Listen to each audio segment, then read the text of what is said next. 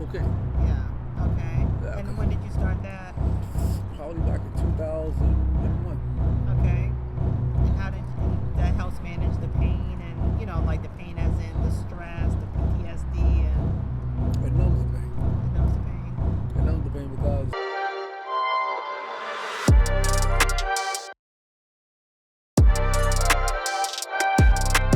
Hey, this is Ask Pharmacist Tish. I am in the beautiful city of Charlotte, North Carolina, and who I have the pleasure of meeting today.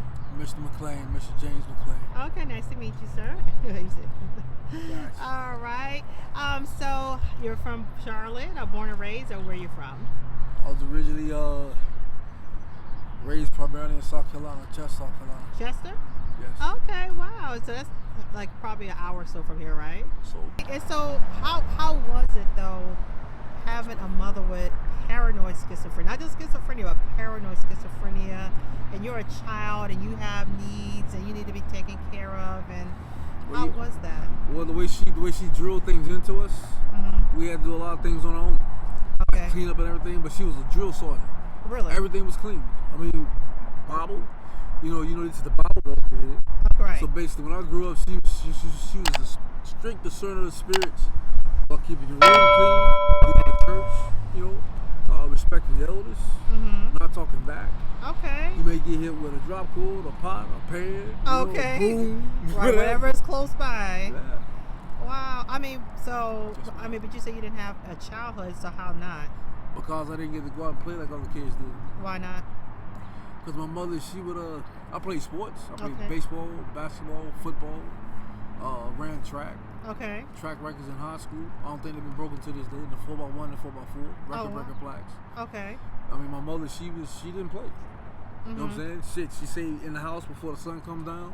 Okay. Your ass better be in there 30 minutes to an hour before the sun drops. So she gonna light it to you. Yes. So how did this with the schizophrenia part? I mean, 'cause it sounded like she was normal thus far.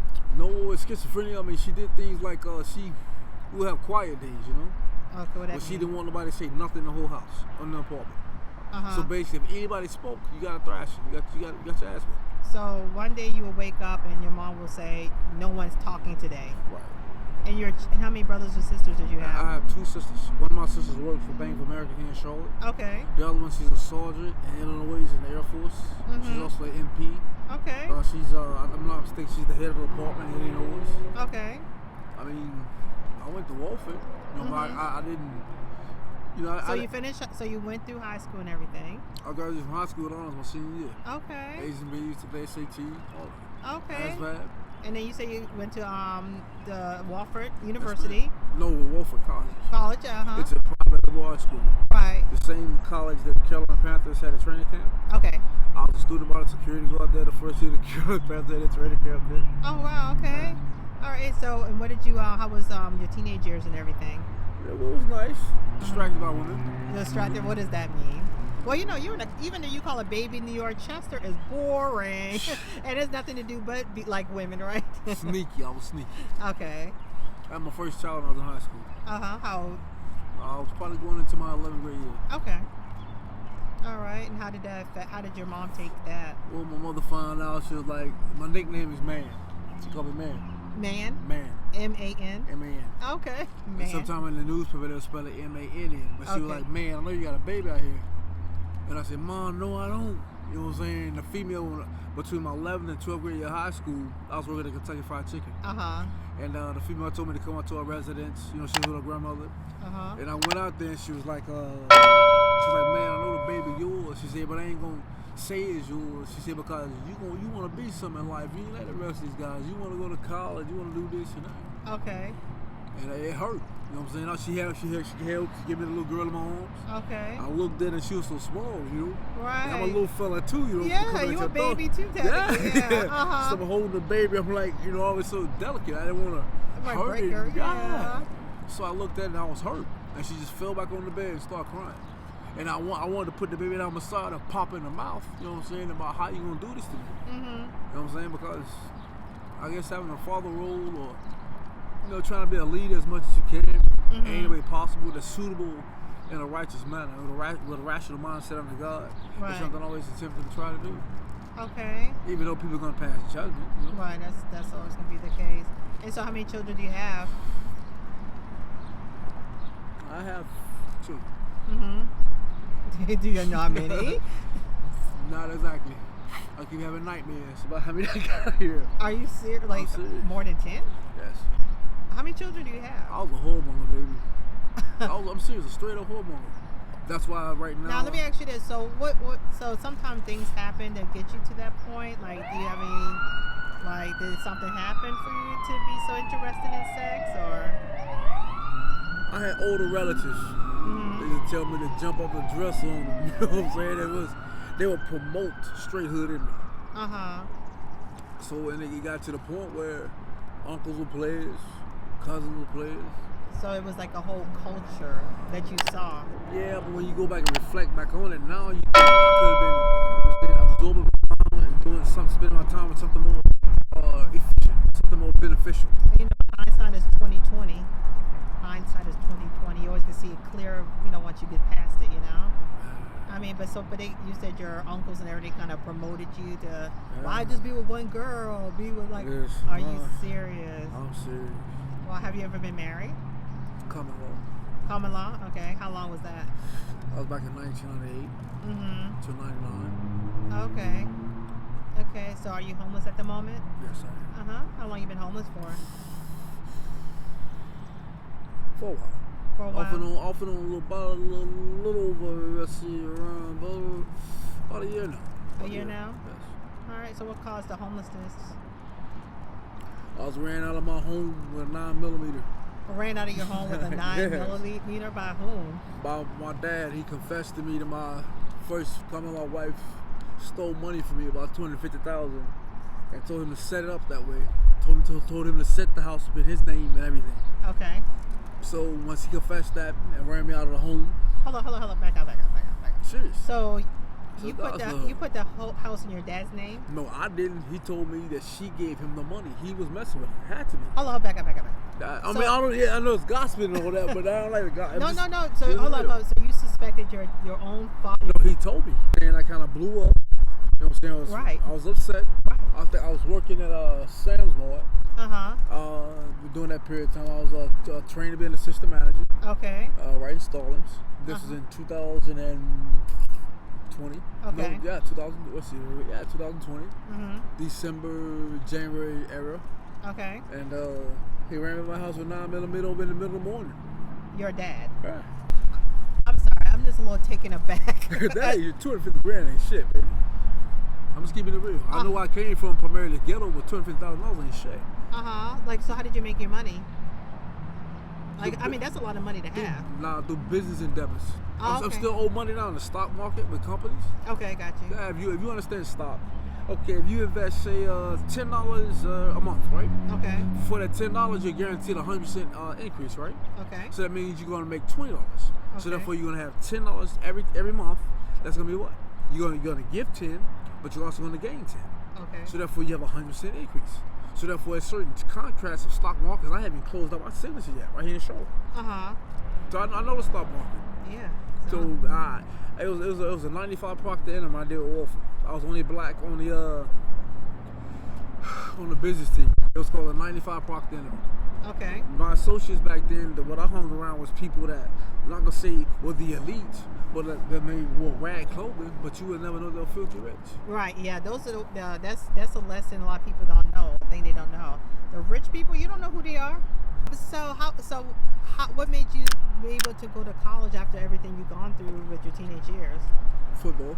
Okay, so you got a football scholarship? I received a full grant scholarship worth about $100,000 in 1994. It made South Carolina's history. Okay. It made Chester Senior High history. Chester Senior High 72 J8 Conquering bypass. See, I don't look the same as I did when I was younger. You know what I'm saying? I used to keep a nice cut and everything lined up, fade or whatever, box haircut, lines. Well, everyone looks their best when they're making it their best. So, well, you know, back in the day, we wore them pads and stuff in our hair. I know, right? True. Yeah, that was back in the day. I seen some of the soldiers of here wearing.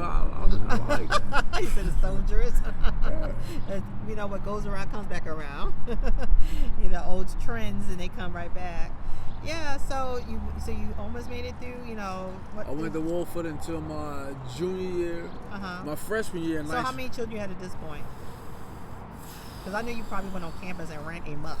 No, actually, my freshman year, I moved in with a redhead white female. Okay. To let people know that my roommate wasn't homosexual. You know what I'm saying? Because the beds were so full. Okay. And it's like when I was growing up, I had like a homophobia. Really? You know what I'm saying? Because I was raised with 3 women. Okay. So therefore, the perception of a male that's raised with females is you can be 3. You know what I'm saying? Okay. Yeah, generally in the African American community. Okay. So a lot of times what I did, I mean, my God, I would when R. Kelly came with that song, Down Low and all that. And so that made you homophobic. Yeah. Because of living with 3 women, having 3 women, in your life, and so your dad was, but so your dad wasn't there. No, he was up in Charlotte and other places. Okay, but when he was around, he took the time to take your common-in-law wife. Listen, that happened in like 1998. I really didn't know him. Okay. You know what I'm saying? My mother's dead and gone now. Okay. But before she passed, she told me, "You're gonna see he really cares nothing about you." Mm-hmm. And not even a year after she passed, all this. Well, not even 2 years after 2-3 years after she passed, all this transpired.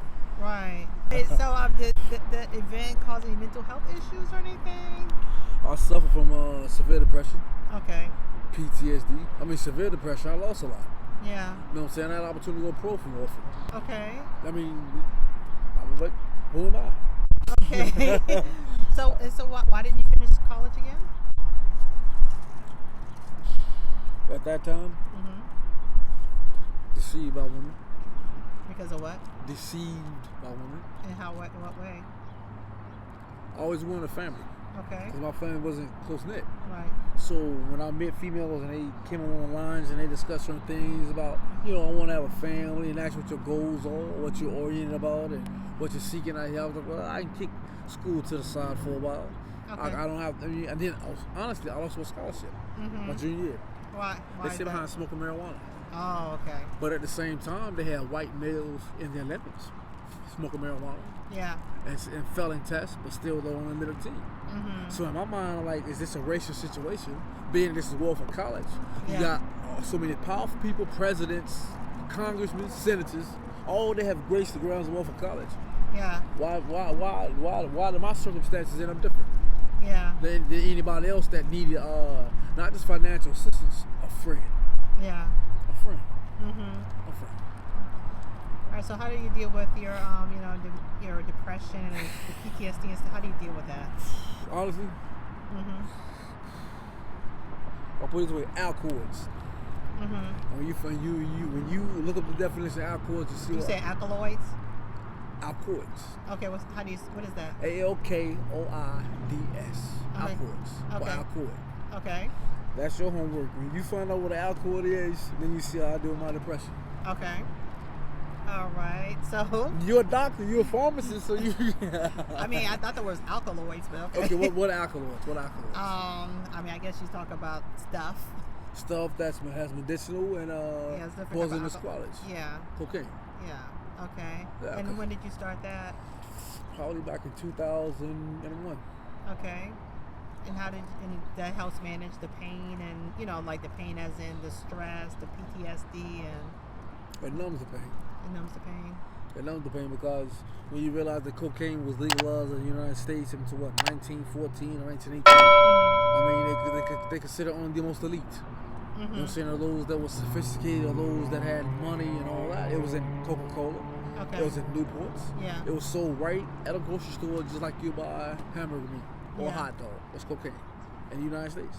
All right. And a lot of people haven't studied classroom settings and learned that. And I don't mean to talk too much. I like wearing rags and listen. One of your addictions of choice is women. Do you still have that problem now?